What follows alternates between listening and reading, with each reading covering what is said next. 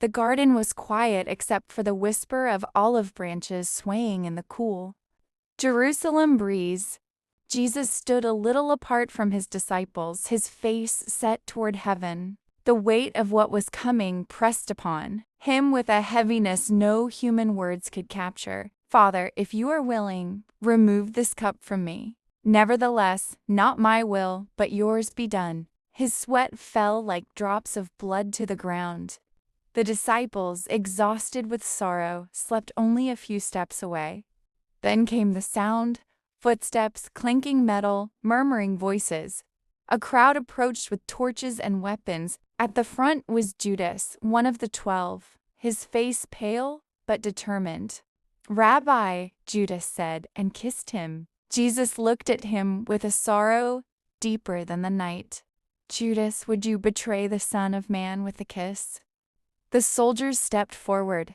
Jesus did not resist. "This is your hour," he said, and the power of darkness. They led him first to Annas, then to Caiaphas. The council gathered hastily, searching for accusations. False witnesses contradicted one another. Jesus remained silent. Finally, the high priest stood and demanded, "Tell us if you are the Christ, the Son of God." Jesus lifted his eyes. "You have said so. And from now on you will see the Son of Man seated at the right hand of power." The room erupted. They struck him, spat on him, blindfolded him, and mocked. "Prophesy. Who hit you?" Outside, Peter warmed himself by a fire. 3 times he denied knowing Jesus. The rooster crowed. Jesus turned and looked at him, and Peter wept bitterly. At dawn, they brought Jesus to Pilate. "What accusation do you bring against this man?" Pilate asked. "He claims to be a king," they said. "He stirs up the people." Pilate questioned them. "Are you the king of the Jews?" Jesus answered, "My kingdom is not of this world." Finding no guilt in him, Pilate sent him to Herod.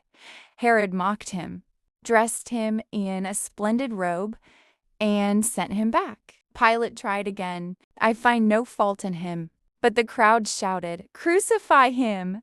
Pilate washed his hands. "I am innocent of this man's blood." He released Barabbas, a murderer, and handed Jesus over to be crucified. The soldiers stripped him and scourged him. They twisted a crown of thorns and pressed it onto his head. They mocked him, knelt before him, and struck him again and again. Then they led him out. Jesus, weakened, carried his cross until he could no longer. They compelled Simon of Cyrene to carry it behind him. At Golgotha they nailed his hands and feet to the wood. The cross was lifted. The sky was bright, but the moment was heavy with divine sorrow. Above his head they placed the inscription, "Jesus of Nazareth, King of the Jews." On either side, 2 criminals were crucified. One hurled insults. The other whispered, "Remember me when you come into your kingdom." Jesus answered, "Today you will be with me in paradise." Below, soldiers cast lots for his garments. The chief priests mocked, "He saved others. He cannot save himself." But Jesus looked at the crowd and said, "Father, forgive them, for they know not what they do." At noon, darkness fell over the land. For 3 hours the sun refused to shine. Then Jesus cried out with a loud voice, my God, why have you forsaken me?" The earth trembled. The temple veil tore from top to bottom. Jesus said, "It is finished." Then, "Father, into your hands I commit my spirit." He bowed his head and gave up his life. The centurion, seeing all that had happened, whispered, "Truly this man was the Son of God." Joseph of Arimathea, a respected member of the council who had not consented to their decision, went to Pilate and asked for the body of Jesus. Nicodemus joined him.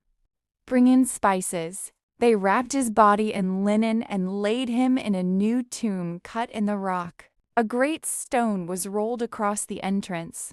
The women watched from a distance, their hearts shattered, their hope buried with him. The world grew still, and heaven waited for Sunday.